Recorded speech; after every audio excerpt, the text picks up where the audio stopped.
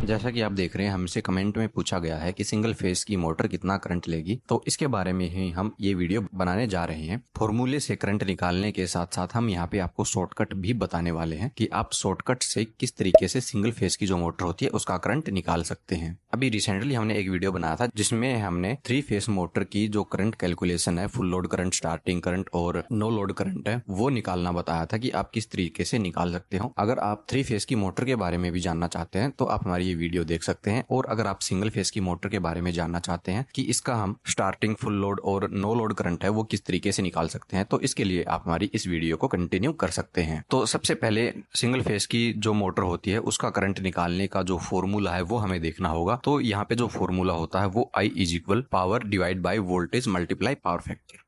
अब जैसे कि यहाँ पे P का मतलब पावर, यानी जो ये हमारी पावर है ये हमेशा हमें वाट में लेनी होती है। नीचे हमारी जो वोल्टेज है वो हमें चेक करनी होगी, जहाँ पे हम मोटर चला रहे हैं वहां पे कितने वोल्ट आ रहे हैं। और पावर फैक्टर आपको मोटर की प्लेट से भी देखने को मिल जाएगा। अगर आपको यहाँ पे मोटर की प्लेट पे पावर फैक्टर देखने को नहीं मिल रहा है तो आप 0.8 पावर फैक्टर मान के चल सकते हैं। तो अब यहाँ पे जैसे आप मोटर की नेम प्लेट देख रहे हैं, यहाँ पे हम 2 HP यानी 1.5 किलोवाट की जो मोटर उसका एग्जाम्पल ले रहे हैं, जो कि यहाँ पे मोटर की नेम प्लेट पे होता है। वोल्टेज हम यहाँ पे मान के चल रहे हैं, हमारी वोल्टेज 230 वोल्ट है। पावर फैक्टर हम मान के चल रहे हैं, जो हमारा पावर फैक्टर है वो 0.80 है। ये आपको मोटर की नेम प्लेट पे भी मिल जाएगा। तो पावर हमारी 2 HP या 1.5 किलोवाट, आप कुछ भी मान सकते हैं। Voltage 230 volt, power factor 0.8। अब इसको हम फॉर्मूले में पुट करके देखते हैं। तो जैसा हमने पिछली वीडियो में भी बताया था, अगर आपको HP को वाट में बदलना है तो आप HP मल्टीप्लाई 746 कर देंगे। और अगर आपको किलोवाट को वाट में बदलना है तो आप किलोवाट मल्टीप्लाई 100 कर देंगे। तो यहाँ पे हम HP को मान लें या किलोवाट को मान लें, दोनों के अगर वाट निकालेंगे तो वो हमारे लगभग 1500 वाट ही आने वाले हैं। तो यहाँ पे हमारी पावर है 1500 वाट आ गई है। नीचे हमारी वोल्टेज 230 मल्टीप्लाई हमारा पावर फैक्टर 0.8। अब इसको अगर हम कैलकुलेट करते हैं तो जो हमारा आंसर आता है वो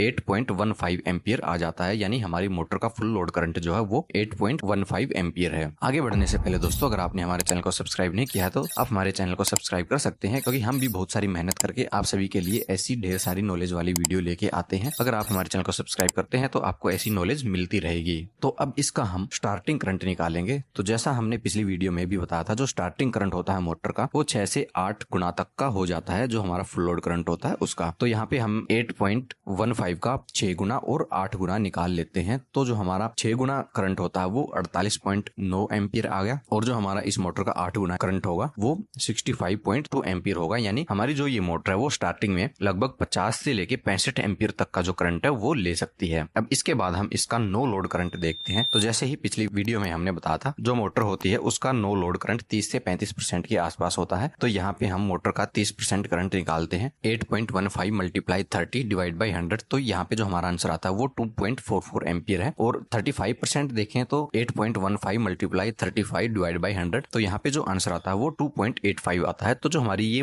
2 HP यानी 1.5 किलोवाट की मोटर है, इसका नो लोड करंट लगभग 2.5 से 2.25 एम्पियर के आसपास रहने वाला है। तो इस तरीके से तो आप फॉर्मूले की मदद से मोटर का करंट निकाल सकते हैं। अगर आप शॉर्टकट में किसी सिंगल फेज की मोटर का करंट जो है वो निकालना चाहते हैं तो उसके लिए आपको क्या करना है, अगर आप HP से एम्पियर निकालना चाहते हैं तो जितने भी HP हैं उसको आप 4 से मल्टीप्लाई कर देंगे तो हमारी मोटर का जो फुल लोड करंट है वो निकल के आ जाएगा। अगर आप किलोवाट से निकालना चाहते हैं तो जो हमारा किलोवाट है उसको आप 5.4 से मल्टीप्लाई कर देंगे तो जो हमारी मोटर है उसका करंट आ जाता है। जैसे हमारी मोटर 2 HP की थी तो हम 2 को 4 से मल्टीप्लाई करेंगे तो जो हमारा आंसर है वो लगभग 8 एम्पियर आता है। और आपने यहाँ पे देखा था फॉर्मूले की मदद से हमारा 8.15 एम्पियर आ रहा था। तो ये लगभग पास ही है। तो यानी कि हम ये मान सकते हैं हमारा ये शॉर्टकट है वो सही है। अब देखते हैं हम किलोवाट से। हमारी जो मोटर थी वो 1.5 किलोवाट की थी, तो हम 1.5 को यानी 1.5 को 5.4 से मल्टीप्लाई करेंगे तो जो हमारा आंसर आता है वो 8.1 एम्पियर आ गया। यानी हमारा फॉर्मूले की मदद से भी 8.1 आया था और यहाँ पे भी हमारा 8.1 आ गया है। तो इस तरीके से आप यहाँ पे शॉर्टकट में भी जो सिंगल फेज की मोटर का करंट है वो इस तरीके से निकाल सकते हैं। अगर आप हमारे ई बुक्स खरीदना चाहते हैं तो हमने बहुत ही कम कीमत पे आप सभी के लिए ई बुक्स बनाई हैं, जो कि आपको इलेक्ट्रिकल में बहुत कुछ सीखने में मदद करने वाली है। अगर आप इन ई बुक्स को खरीदना चाहते हैं तो आप नीचे डिस्क्रिप्शन में दिए गए लिंक पे क्लिक करके इन बुक्स को खरीद सकते हैं।